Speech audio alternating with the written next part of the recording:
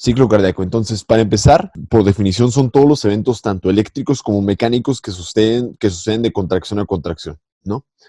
Y el ciclo cardíaco, pues lo podemos dividir en dos grandes fases. Una que llamamos sístole y otra que llamamos diástole. Hasta aquí me imagino que no hay dudas, ¿no? ¿Cuál es el principal objetivo de la sístole? La contracción. Claro, es eyectar la sangre hacia la aorta, ¿estás de acuerdo? Entonces tampoco es sorpresa que la mayor parte de la sístole se enfoque en la contracción, o sea, la eyección. Ahora, dividimos a la eyección en una eyección rápida y una eyección lenta, ¿sale? ¿Y cuál es el principal objetivo de la diástole? La relajación. La relajación, excelente. Entonces, siendo muy específico, se refiere al llenado, ¿sale? Tenemos un llenado muy rápido y un llenado lento. Ahora, es bien importante que tengas bien presente que todos los eventos eléctricos y mecánicos se refieren al ventrículo. Entonces, no nos interesa realmente lo que esté pasando en las aurículas del todo hasta que toquemos unas cosas que se llaman curvas de presión venosa central. Pero, por ejemplo, si yo me refiero a sístole, me refiero a sístole desde el ventrículo izquierdo para poder eyectar la sangre. Y si yo me refiero a diástole, me refiero al llenado del ventrículo, ¿sale? No, de nuevo, no estamos tocando mucho la parte de las aurículas hasta ahí, ¿sale? Existe también otro periodo que conocemos como los periodos isovolumétricos. Los periodos isovolumétricos son aquellos periodos en los cuales, como bien dice la palabra, iso significa igual y volumétrico significa que prácticamente el volumen no cambia. Entonces, aquí vamos a poner que la primera porción de la sístole es la contracción isovolumétrica. Y por acá vamos a poner a la relajación isovolumétrica. En realidad, el ciclo cardíaco, en teoría, si solamente lo viéramos así, sería sístole es la primera parte de la contracción isovolumétrica, luego una eyección rápida, posteriormente una eyección lenta, ¿sale? La diástole es una relajación isovolumétrica, luego un llenado rápido y luego un llenado lento. Sin embargo, si esto solamente se terminara aquí, significaría que el ciclo cardíaco duraría más o menos lo mismo en sístole y diástole, y sabemos que no es así. De hecho, aquí se le agrega una nueva etapa que conocemos como sístole auricular. Ahora, esto a mí en un inicio me confundía mucho cuando era estudiante porque si te pones a pensar sístole auricular dices, oye, pues ¿cómo es posible que la sístole sea parte de la diástole? Pues bueno, recuerda, los fenómenos que estamos estudiando son los del ventrículo de las aurículas. Ventrículos. De los ventrículos, totalmente. Entonces, la sístole auricular, a pesar de que diga sístole, sigue siendo una representación del llenado del ventrículo en diástole. ¿Estás de acuerdo? El llenado lento, a veces algunos autores lo consideran con otro nombre, ¿ok?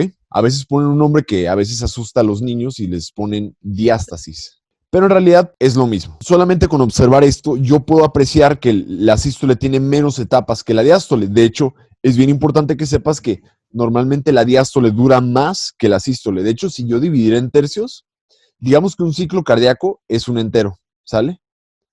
Y de esto decimos que 2/3 dura la diástole y solamente 1/3 dura la sístole, ¿sale?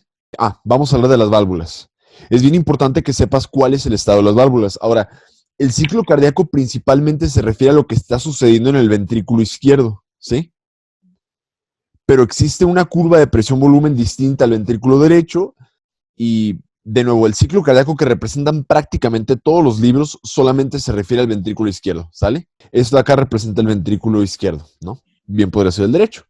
Ahora, existen por acá unas válvulas que son las válvulas de entrada o que van a llenar al ventrículo. ¿Cómo se llaman las válvulas que vienen de las aurículas y van a llenar al ventrículo? Auriculoventriculares. Bien. Del lado derecho tenemos a la tricuspidia y del lado izquierdo a la mitral, ¿sale? Entonces, recordemos que la válvula auriculoventricular, el principal objetivo que tiene es llenar al ventrículo, ¿sale? Entonces, este es el flujo de sangre de entrada. Y esto de acá vendría siendo el de salida. Y estas válvulas que están por acá representarían las válvulas semilunares, o sea, la aórtica y la pulmonar. Y esto, pues, recuerda que se llena solamente de sangre. Ponte a pensar esto. Si yo quisiera eyectar la sangre desde el ventrículo hacia la aorta, ¿estás de acuerdo que no puede estar abierta las auriculoventriculares? Porque si no se regresaría la sangre hacia atrás. De hecho, este es el nombre de una enfermedad, le llamamos insuficiencia tricuspidia o insuficiencia mitral, ¿sale? Entonces, eso no puede pasar. Entonces, durante la eyección, ¿cuáles válvulas tú esperas que estén cerradas y cuáles abiertas? Cerradas las auriculoventriculares y abiertas. Excelente. Semilunar. Entonces, cerradas las auriculoventriculares y se van a encontrar abiertas las semilunares. Excelente. Ahora, vámonos a la diástole. Estamos de acuerdo que aquí lo que queremos es llenar al ventrículo de sangre y no queremos que se salga por la válvula aórtica, ¿no? Tiene que estar cerrada en ese escenario. En algún momento se puede regresar la sangre hacia atrás, sí, de hecho a eso le llamamos insuficiencia aórtica o regurgitación aórtica, entonces, si yo quisiera llenar el ventrículo y evitar que se saliera o que regrese sangre desde la aorta, ¿cuáles válvulas deben estar abiertas y cuáles cerradas? Estar abiertas las auriculoventriculares, excelente, y cerradas las semilunares. Y ahora, Sofía, esto es cierto tanto para el llenado rápido, para el llenado lento, pero también para la sistole auricular, ¿sale? O sea que en realidad, en todo el periodo de la diástole, esto debería ser totalmente cierto, ¿sale? Y luego tenemos que entender cuál es el papel de las contracciones y las relajaciones isovolumétricas. Entonces, recuérdame qué significa isovolumétrico. Claro que prácticamente el volumen no cambia, ¿no? Si yo no quisiera que vaciáramos al ventrículo, ni tampoco llenar el ventrículo, ¿estás de acuerdo? Y dime si tiene sentido que todas las válvulas se encuentran cerradas en este punto. Prácticamente en la contracción isovolumétrica, como no cambia el volumen, yo sé que debería estar cerrada la auriculoventricular y también debería estar cerrada la semilunar, ¿sale? Y esto es bien importante porque aquí tenemos una pregunta común de examen, que normalmente el único periodo donde todas las válvulas se encuentran cerradas en el ciclo cardíaco es tanto en la contracción isovolumétrica como en la relajación isovolumétrica, ¿sale? Durante la diástole, recuérdame cuáles válvulas están abiertas y cuáles cerradas. De hecho, date cuenta que aquí una válvula se acaba de cerrar en la contracción isovolumétrica, que es la fase que está inmediatamente después de la diástole, que es la válvula auriculoventricular. Entonces, en realidad, algo muy importante que sucede en la contracción isovolumétrica es que se comenzó a cerrar la válvula auriculoventricular. Y esto genera un sonido cardíaco, ¿estás de acuerdo? Y luego durante la eyección tenemos abiertas las semilunares porque queremos sacar la sangre hacia la aorta y cerradas las auriculoventriculares. Entonces, lo que aquí sucede es que Dios debería tener esta abierta, pero date cuenta que en la relajación isovolumétrica, esta válvula, que es la semilunar, que antes estaba abierta, ahora se comenzó a cerrar. Y esto genera un segundo sonido cardíaco, ¿sí? Entonces aquí se cierra las semilunares y generan el S2. Ahorita comentaremos cómo es que se aprecia todo esto. Si yo te pregunto cuál es la presión que tú puedes tomar en la arteria, no sé, en la arteria braquial, ¿cuál debería ser más o menos la presión que tomamos siempre? ¿Cuánto es la presión normal de una persona? 120/80. 120/80, eso tiene mucho sentido, ¿no? Y tenemos una presión sistólica que es de 120 y una presión diastólica que es de 80, pero ojo, no es que la arteria esté haciendo así, sino que más bien se refiere hasta atrás, a en qué parte del ciclo cardíaco se encuentra el ventrículo, ¿sale? Si yo te preguntara cuánto es la presión arteria subclavia, ¿cuánto sería? La misma, 120. Así es. ¿Y en la carótida? La misma. La misma. ¿Y en la aorta? La misma. La misma, totalmente. Entonces, date cuenta que prácticamente en cualquier parte del árbol arterial, bueno, esto no es del todo cierto enteramente, pero vamos a decir que parcialmente es cierto, ¿no? Que todo el sistema arterial tiene 120/80. Ahora, ¿cuánto es la presión que maneja el ventrículo izquierdo? Ahí ya, de hecho, ahí es algo que ya cambia. Normalmente la aurícula izquierda, ¿qué presiones maneja? Deben ser presiones muy bajitas, una presión más o menos como entre 6 y 10 milímetros de mercurio. Y ponte a pensar, 6 a 10 milímetros de mercurio, ¿crees que en algún momento podría superar a los 80 milímetros de mercurio? Difícil, ¿no? Bastante. Bastante difícil. Entonces, uno de los retos que se enfrenta el ventrículo es que tiene que tener presiones súper altas, como los 120, para poderle ganar a la aorta. Pero aquí va, tiene que tener presión muy, pero muy baja para poder permitir el llenado auricular, ¿ok? Entonces, significa que la presión que maneja el ventrículo izquierdo, en vez de ser de 120/80 como todo el sistema arterial, maneja presiones muy altas, como de 120 la presión sistólica, pero la presión diastólica está más o menos como entre los 3 o 4 milímetros de mercurio, pero para fines educativos vamos a decir 120/0. Entonces, ahí te va. El objetivo de la contracción isovolumétrica no es cambiar el volumen, sino incrementar la presión para ganarle a la aorta para posteriormente abrir la válvula, ¿sale? Y el objetivo de la relajación isovolumétrica es bajar mucho la presión, acercándose al cero para poder permitir el llenado ventricular posterior en esta etapa, ¿sale? Esto que vamos a explicar ahorita es el ciclo cardíaco. Y en el ciclo cardíaco se tienen que tomar en consideración varias variables. Número 1, la presión, que recordemos que se mide en milímetros de mercurio. Aquí, en este esquema, yo lo representé que tienen que ser muy altas como 120 en el ventrículo izquierdo, pero también tan bajas como 0 para poder permitir el llenado de las aurículas. Pero vamos a poner por acá los 80 milímetros de mercurio para saber qué es lo que está sucediendo por mientras en la aorta. Recordemos que por acá también tenemos una cosa que es el volumen. El volumen, recordemos que lo medimos en mililitros y queremos ver cómo se representan los mililitros en todo el ciclo cardíaco. Acá vamos a tener también los sonidos, otra cosa que se llama presión venosa central. Recuérdame, Sofía, la vena cava superior y la vena cava inferior, ¿en qué cavidad del corazón drenan? Bien, en la aurícula derecha. Entonces, como ahí llega prácticamente toda la sangre, le llaman presión venosa central, pero en realidad es un reflejo de lo que está sucediendo en la presión de la aurícula derecha, ¿sale? Entonces aquí yo puedo poner inclusive como sinónimo presión de la aurícula derecha, ¿sale? Y a mí para empezar me gusta mucho nombrar aquí las fases. Entonces aquí vamos a poner contracción isovolumétrica, eyección rápida, eyección lenta, relajación isovolumétrica, llenado rápido, llenado lento, recuerda que llenado lento también se le puede llamar diástasis, y finalmente la sístole auricular. Yo te voy a poner por acá de color rojo lo que representa la sístole, que es esto, contracción isovolumétrica, eyección rápida y eyección lenta. Y vamos a poner de azul lo que representa la diástole, que es relajación isovolumétrica, llenado rápido, llenado lento y finalmente sístole auricular. Entonces, solamente con alcanzar a apreciar esto, ya te das cuenta de algo bien importante, que en realidad el ciclo cardíaco comienza, y esto está medio confuso, así que lo voy a decir despacito. El ciclo cardíaco comienza con la última parte de la diástole, que es la sístole auricular. Ok. ¿Eso tiene sentido? Un poco, sí. Un poco, pero no. Aunque diga sístole, recuerda que sigue representando el llenado del ventrículo, ¿no? Entonces no te pierdas. A mí me gusta mucho empezar explicando qué es lo que sucede con el volumen. Cuando recién inicia el ciclo cardíaco, tenemos aproximadamente 110 mililitros. Y en realidad durante la sístole auricular se llena una muy pequeña cantidad. De hecho, normalmente al final de la diástole tenemos aproximadamente 110 mililitros. Pero date cuenta que realmente la contracción de la aurícula solamente te aporta 10 mililitros.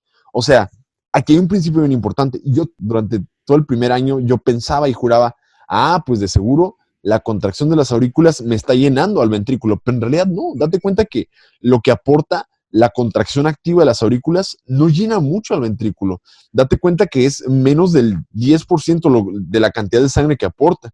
Entonces, aquí viene un principio bien importante. El llenado ventricular es un fenómeno pasivo. Pasivo. Es un fenómeno pasivo. ¿Por qué pasivo? Porque no necesito la contracción activa de la aurícula para poderlo llenar. Date cuenta que aquí empezamos en 110 mililitros y terminamos en 120, que fue dado los últimos 10 por la contracción auricular, ¿sale? Durante la contracción isovolumétrica, ¿cambia el volumen? No. No, entonces totalmente se queda sin cambiar. Aquí está, sin cambiar. En la eyección rápida sacamos la mayor parte de la sangre que está por acá. Durante la eyección lenta sacamos el último restante. Y date cuenta que cuando, según yo, está vacío, en realidad nos encontramos en 50 mililitros. Entonces, aquí tenemos otro punto importantísimo, que en realidad el ventrículo nunca está vacío en realidad. Siempre tenemos algo o cierta cantidad de sangre que se queda dentro, que son 50 mililitros. Entonces, segundo punto, el ventrículo nunca se vacía totalmente, de manera fisiológica, ¿sale? En la relajación isovolumétrica, recuerda que como es isovolumétrica, no cambia el volumen. Recuerda que el objetivo aquí es modificar la presión, que vamos a ver por acá arriba después. Luego, en la llenado rápido llenamos la mayoría. Llenado lento se llena la pequeña fracción y termina aproximadamente en 110 mililitros el llenado lento. Y date cuenta que los últimos 10 los aporta durante la sístole auricular, ¿sale? Tú ya sabes cómo se encuentran las válvulas. Tú sabes que prácticamente durante el llenado rápido, llenado lento y sístole auricular deberíamos tener abiertas las auriculoventriculares y cerradas las semilunares. Y durante toda la eyección rápida y la eyección lenta debería tener abiertas las semilunares, cerradas las auriculoventriculares. Durante la contracción isovolumétrica y relajación isovolumétrica tengo que tener todas las válvulas cerradas. En este punto, al inicio de la contracción isovolumétrica, aquí se cierran las válvulas AB, ¿verdad? Acá al inicio de la relajación subvolumétrica, aquí se cierran las válvulas semilunares, ¿sale? Y acá se abren las AB, y acá se abren las semilunares. Hasta aquí todo normal, ¿no? Todo bien. Vamos a hablar poquito de dos conceptos. Uno es precarga y poscarga. ¿Estás de acuerdo que si yo sigo por acá, este es el volumen? Al final, 120 representan el volumen al final de la diástole. Recuerda que estamos pagando una escuela de medicina para hablar en términos bonitos. Entonces, el volumen telediastólico es el volumen al final de la diástole. Recuerda que tele significa a la distancia o lejos. Por ejemplo, televisión es ver una imagen proyectada desde lejos. Okay. El volumen telediastólico normalmente se mide en mililitros y representa 120 mililitros, ¿sale? Porque es lo que se terminó de llenar al final, ¿no? Y al final, después de la eyección, o sea, después de la sístole, te queda cierta cantidad de volumen, que conocemos como volumen telesistólico, que normalmente representan aproximadamente unos 50 mililitros. La primera fórmula que te voy a explicar se llama volumen de eyección. Y la forma en que calculamos el volumen de eyección es volumen telediastólico menos volumen telesistólico. Entonces, ¿cuánto nos daría de volumen de eyección? 70 mililitros. 70 mililitros, excelente. Entonces, normalmente yo debería esperar que el volumen de eyección esté en 70 mililitros en un paciente sano totalmente, como el libro, ¿no? Ahora tenemos aquí otro siguiente variable, que es la fracción de eyección. Y recuerda que las fracciones se miden en porcentajes, ¿estás de acuerdo? O sea que el resultado que te dé va a ser un punto decimal. Lo que significa esta ecuación es lo siguiente. Bueno, de lo que tenía en el ventrículo, ¿cuánto porcentaje saqué? Otra vez, de lo que tenía en el ventrículo, ¿cuánto porcentaje saqué? De lo que tenía en el ventrículo, volumen telediastólico, ¿cuánto porcentaje saqué? Volumen de eyección. O sea que tendríamos que hacer una división entre los 70 mililitros entre 120. Si yo lo hago en el celular, 70 entre 120 nos da 0.58. O sea que 0.58 en realidad, ¿qué es? Así es, sería multiplicar el 0.58 por 100 y nos da 58%, ¿sale? Entonces, para fines de examen o para fines explicativos, vamos a redondearlo a 60. Y la fracción de eyección normal está en 60 más menos 5%, ¿sale? Entonces, la fracción de eyección es 60% aproximadamente. Eso significa que normalmente por cada latido tú tienes que sacar el 60% de lo que tienes ahí. Esto es muy importante porque gracias a esto yo puedo hacer diagnósticos de falla cardíaca. Tenemos falla cardíaca sistólica y diastólica y lo podemos subclasificar gracias a esta fórmula, ¿sale? En ecocardiografía. Y de hecho te podemos inclusive meter aquí la primera fórmula de gasto cardíaco. Gasto cardíaco, recuerda que se mide en mililitros por minuto que circula en todo tu cuerpo.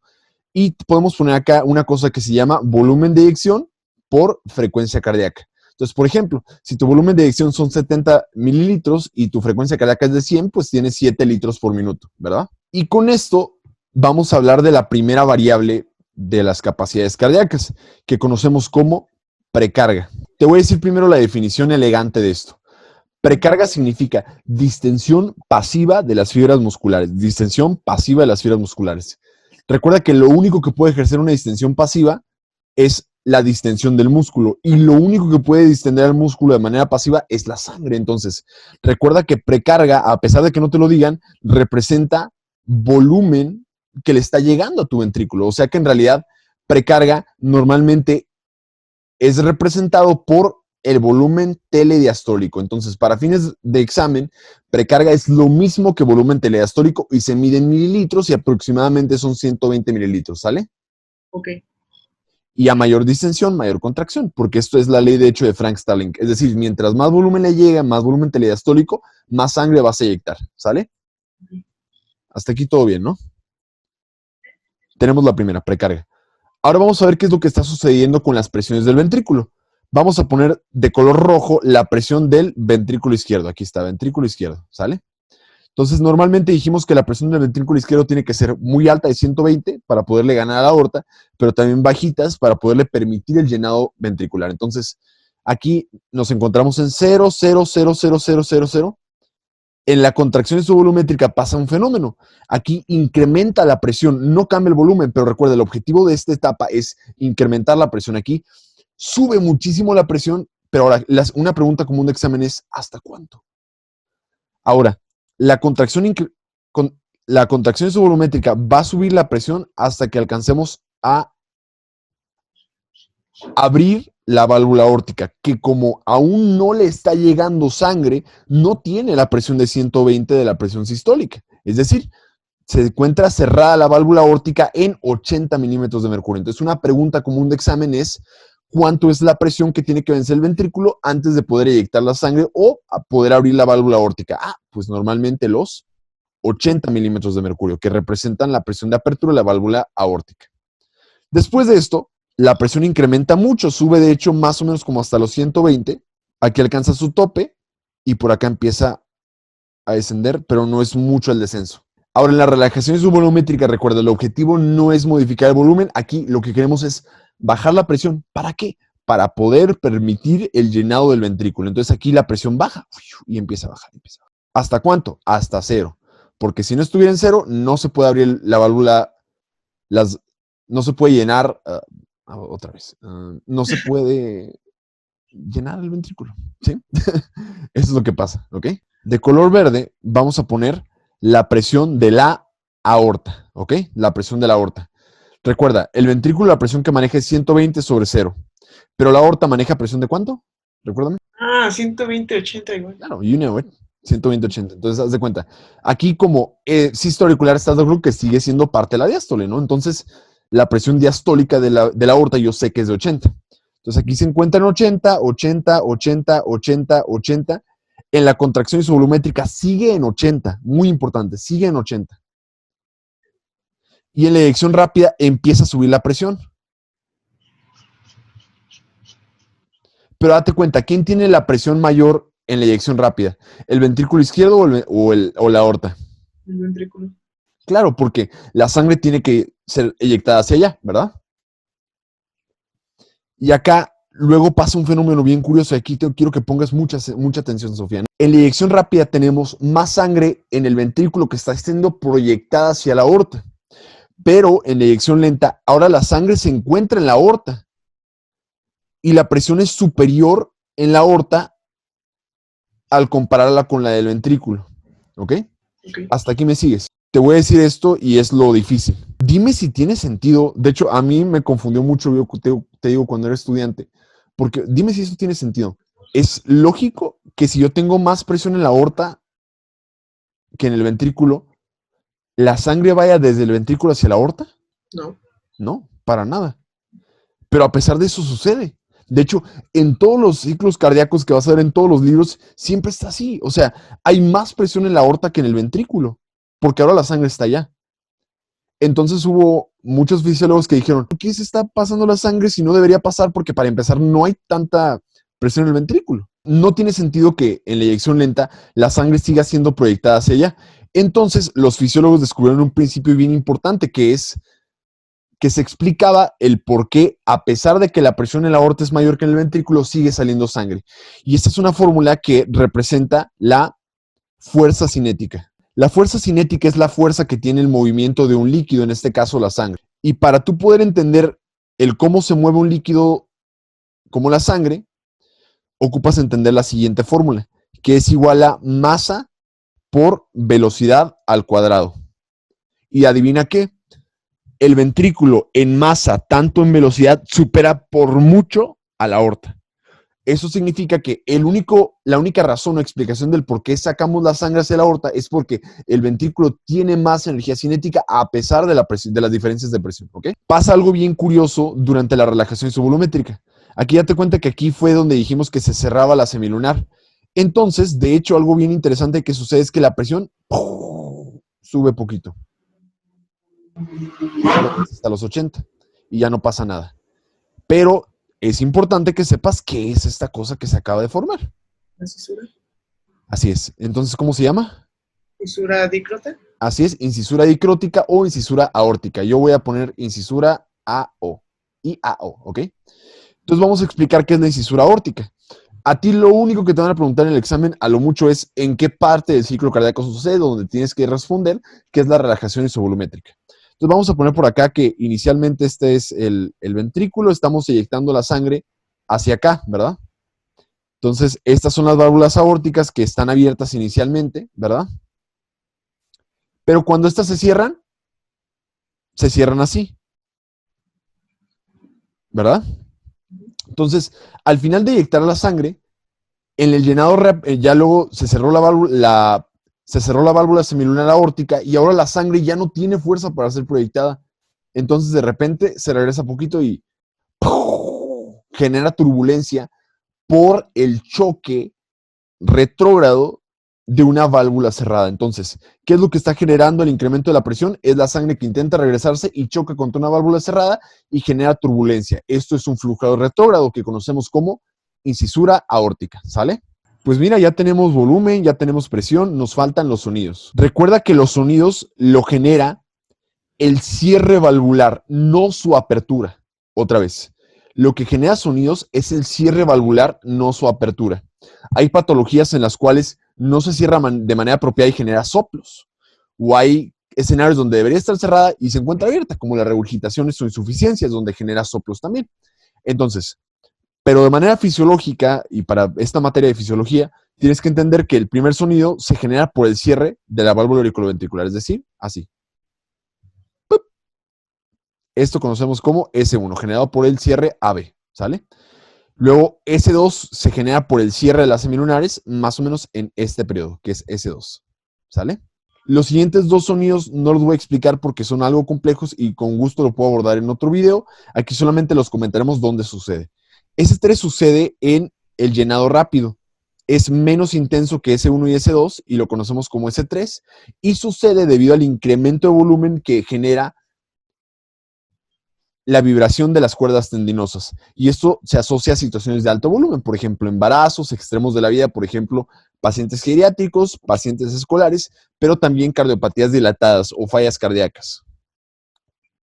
Y S4 es un sonido presistólico porque va antes de la sístole, está por acá de hecho en la sístole auricular, que lo conocemos como patada auricular, que es S4. Y esto, así como tenían que saber que S3 se asocia a situaciones de alto volumen, tienen que saber que S4 se asocia a una situación de alta presión ventricular. Entonces, no es raro encontrarlo en un ventrículo hipertenso. Y algunas patologías que te pueden dar una hipertensión ventricular pueden ser secundaria a una hipertensión sistémica mal controlada. También un ventrículo rígido, por ejemplo, una cardiopatía concéntrica, o bien en el escenario de un infarto agudo de miocardio. Y otro punto, S4 siempre es patológico, S3 no siempre. Lo siento, olvidé decirte que es poscarga. Poscarga, lo lamento. ¿Qué decía yo que soy? Sí, lo siento. Retomando poscarga, recordemos que poscarga, por definición, es fuerza de oposición al vaciamiento. En realidad, la poscarga representa la suma de dos cosas, de la resistencia periférica total que tiene que vencer el ventrículo, pero además la presión de apertura de la válvula aórtica. De hecho, para fines de tu examen, vamos a mencionar que entonces la poscarga representa la presión diastólica de apertura de la válvula aórtica, es decir, 80 milímetros de mercurio, ¿sale? Que es la presión que tiene que vencer el ventrículo antes de poder eyectar la sangre hacia allá, es decir, a la circulación sistémica. Entonces, el mejor indicador de precarga el mejor indicador de poscarga es la presión de apertura de la válvula aórtica, que por lo regular es de 80 milímetros de mercurio. Claro que esto no es cierto en pacientes hipertensos o con estenosis aórtica. ¿Sale? Ahora vamos a presión venosa central. Como dijimos, la presión venosa central es una representación de lo que está sucediendo en la aurícula derecha. Ahora, en este caso, tenemos tres curvas, la curva A, C y B. Entonces te las voy a dibujar por acá. La primera curva de la presión de la aurícula derecha está por acá. Después tenemos otra por acá.